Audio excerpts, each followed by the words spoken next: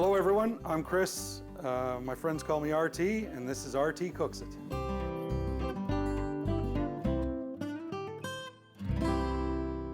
All right, today we got invited over to Terry and Denise's for a 50th birthday party. Everyone's bringing something, and I'm bringing pizza, one of my favorite things to make when I go to an event like this. We're going to do pepperoni, salami, green pepper, and mushroom, and we're going to do a ham and pineapple pizza, which is my wife's favorite. Every time I make pizza, I always have to make a ham and pineapple portion, a half, something for her to try.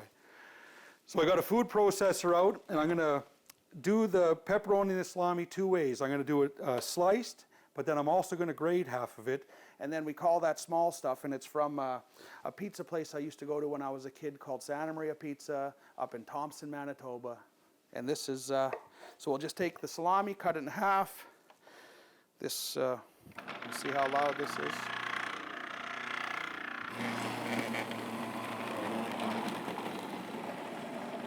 Take the pepperoni, cut it in half.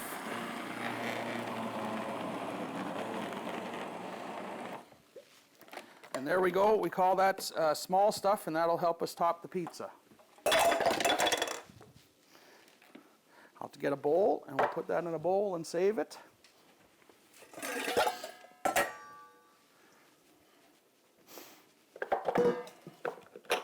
All this does a great job adding volume to your pizza, puffs up the top a little bit. Some of the pieces stick through, they get crunchy, give you a little bit different texture on the pizza itself. Now we're just going to go ahead and slice some pepperoni and salami up. All right, so we'll just get the slicing blade here, and this is a variable thickness, so I'm just going to set it up to 1. Put that in. Get the top back on, and now all we're going to do is slice the pepperoni and salami.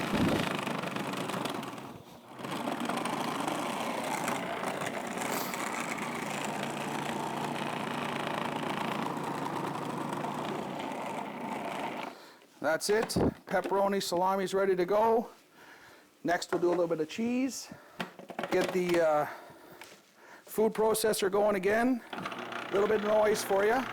Then we'll just shred up the cheese, nothing to it.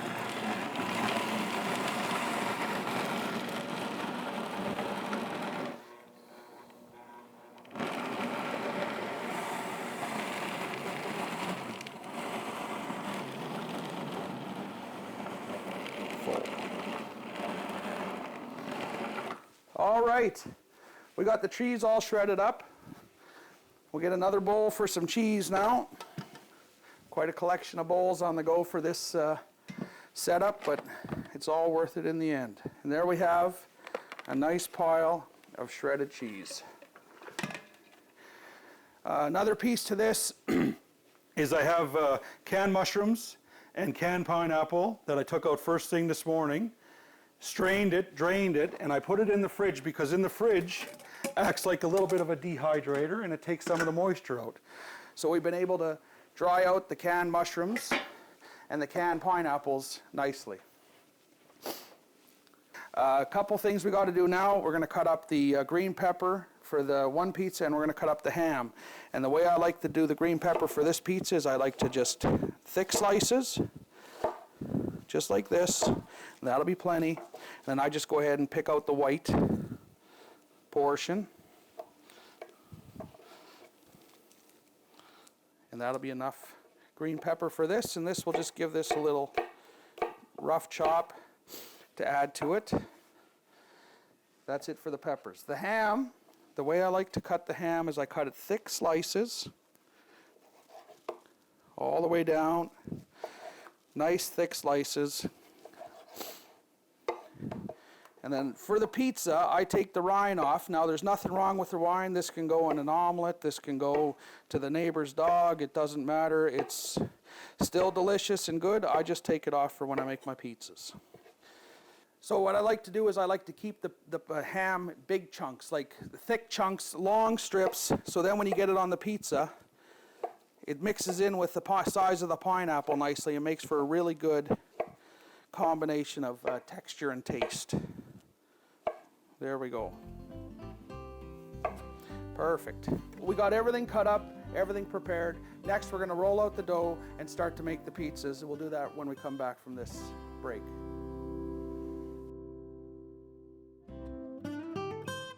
Welcome back. We're going to roll out the dough now. We got some nice, well-seasoned pans I use for my pizzas. Put a little bit of oil in them, help them stop them from sticking. So I just put in I don't know how much that is, but I put in some. And I got one of these brushes, and we'll just spread it around a bit. Help the pizza from not sticking to the bottom. And it also fries the dough just a little bit. Gives it a nice little crisp on the bottom. There we go. And now we need a little bit of flour. This tiny little scoop I got from my grandmother. I'm not sure what she used it for, but she insisted I had it. So I use it as much as possible when I got flour, even though it's not near enough to make anything. So we'll put down a little bit of flour. We'll get the dough out. The dough's at room temperature, which is perfect. If it's cold, it just doesn't roll out. It doesn't stay. It shrinks back in. It's really hard to work with. And then all I do is I make kind of a rough circle. Just work it a little bit. A rough circle. And then we'll break out a rolling pin. And we'll start to stretch it out. And it takes a little bit to get this to go. This is pizza dough from your local grocery store. It's bread dough. So if you're working it too hard, it just sucks right back in and shrinks. So we'll leave it, work it a bit, stretch it out, and then what we'll do is we'll move it off to the side and we'll let it rest, and then we'll get at the other one. And we'll get a little more flour with Grandma's lovely scoop.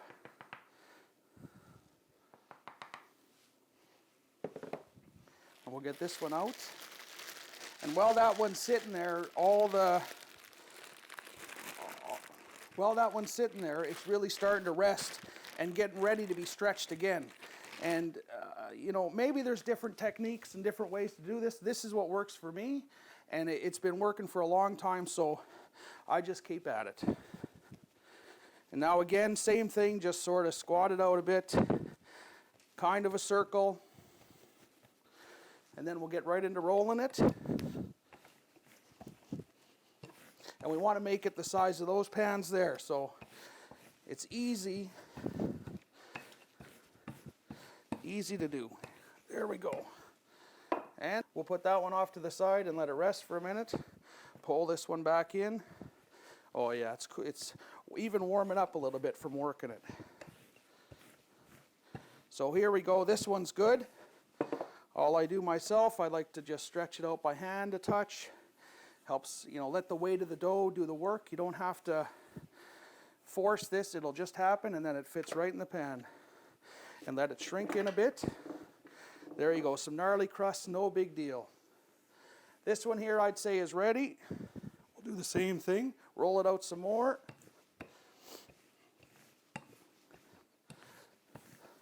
We got kind of a circle again.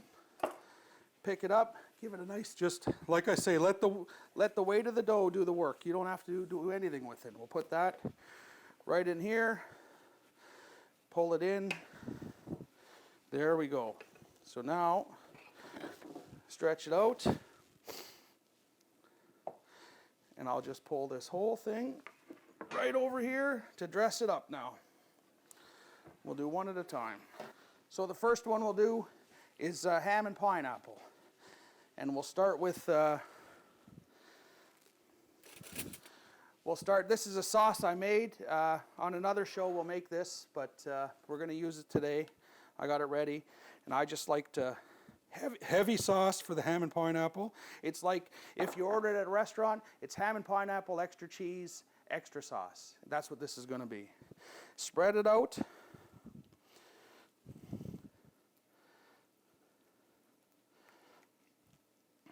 A little more. Oh, and we have the oven warming up as well. We put the oven on 425. It's coming up to temperature. By the time we have these made, it'll be ready to go. Spread everything around, even, uneven. Listen, it's no big deal. Here's a bay leaf. We've got to get that out. There's no exact science to this. This is just, all we're doing is making food. We don't want to overcomplicate it, for me anyway. I mean, I was never fortunate enough to be to go to culinary school, so I just been winging it, figuring it out as I go, and this is what it looks like right here. So we get the ham. Like I said, I like the big gnarly chunks of ham. Sort of matches with the pineapple size nicely, and you get a good bite when you get into it. Spread it out, you know, on top of each other, sideways. Just get it on there. And then we'll go after the pineapple. And the pineapple, this is a full can, and I like to put a full can on. And if you don't like pineapple on your pizza, well, this isn't the pizza for you, I suppose. Spread this around. Again, very rough, just, it's going to taste delicious no matter what. Now we're just going to go with a little more sauce just to put little pockets of the flavor of the sauce mixed right in. And a bit of cheese now. Well, not a bit of cheese, a lot of cheese. Like I say, it's pineapple, ham and pineapple, extra sauce, extra cheese. So nothing to it. There it is, rough looking, going to taste delicious, going to be great.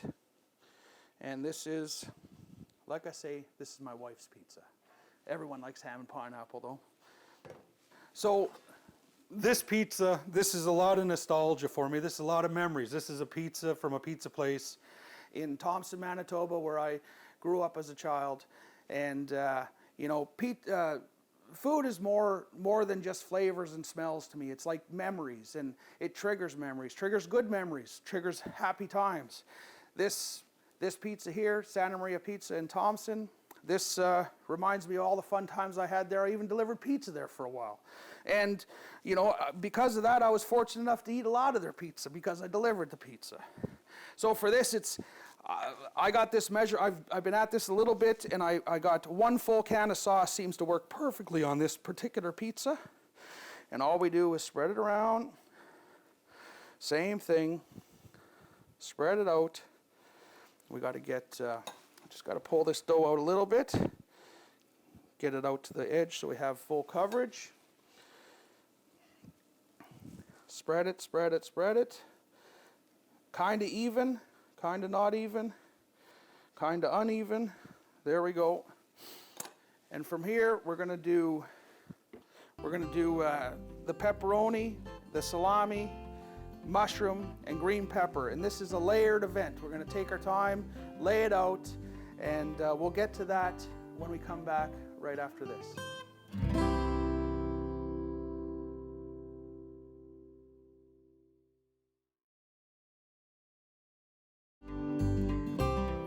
All right, welcome back. We're going to finish off the Santa Maria combination pizza. This is, like I said, this is a childhood memory. And it's going to be layered in. We're going to layer in pepperoni and salami. And all we got to do is lay it all out. Don't worry about the bits and pieces. The one thing I'll never say is that you're making it wrong or doing it wrong. If you got a knife in your hand, cutting board in front of you, you're doing it right already. Don't worry about perfection in this game. This is all about personal preference and how you like to have it. So we're layering this in. It's a little rough today, but that's okay. My food processor didn't cooperate with me, but it's not going to make it taste any different. What we want to try and do is cover the bottom as much as possible with the pepperoni and salami and just spread it out. So here we are. That looks pretty good. From here, we're going to go to the mushrooms. And like I said, we had those in the fridge, which dehydrates a little bit. It's like a fridge has moisture control on it, so it just helps with the process. We'll spread out the mushrooms, get them, you know, roughly spread out. This is a bit of a thick pizza as well. It's definitely not thin crust by any means. So there we go with some mushrooms. We'll get the green peppers in, And for these, I just like to break them, lay them out, spread them around. I got them thick so they hold a little bit of crunch when they're done being cooked.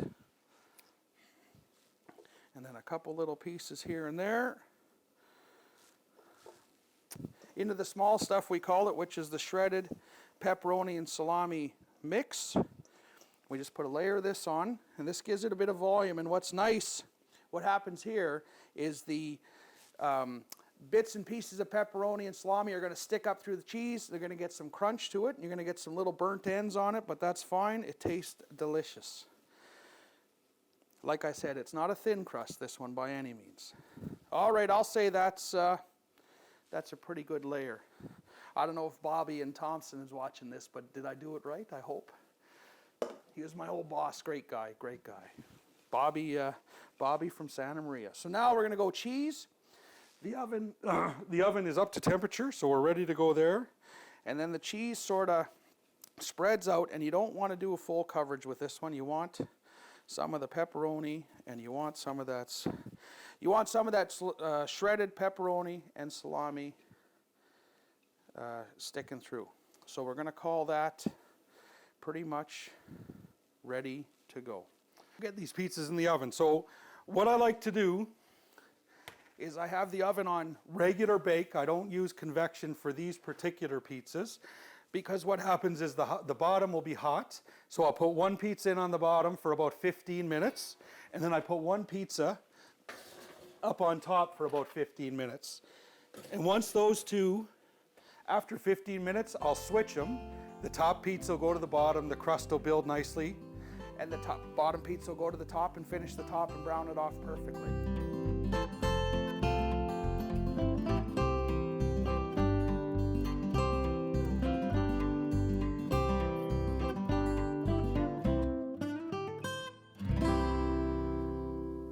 All right, pizza should be all browned up and finished. I checked them a couple times. The bottoms are cooked nicely. They're ready to go. So we'll just take them out and we'll give them a minute. There they are.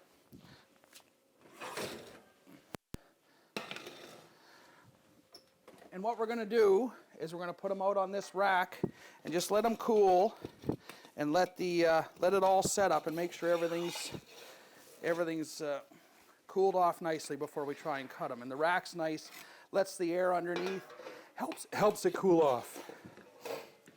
So we'll get them both on here. There we go. Ooh, some good looking pizzas today, guys. There we go. And we'll give them about 5 minutes to cool off. That way when we cut them, it doesn't all ooze out all over the place. It'll hold together. You'll be able to pick up a piece and actually eat it. So for tonight, I picked up pizza boxes at one of the wholesale places to have a little bit of fun. So when I bring pizza over to a place, I put it in a pizza box. So this is all skills from my delivery days because one of my jobs was making pizza boxes. And we always put the not very good. We always put the paper in the bottom to stop the moisture from going through the pizza box. So here's a skill, like I said, I learned while delivering, because this was when pizzas weren't having to be delivered, I had to make pizza boxes. All right. So now we'll let them rest and then we'll cut them up.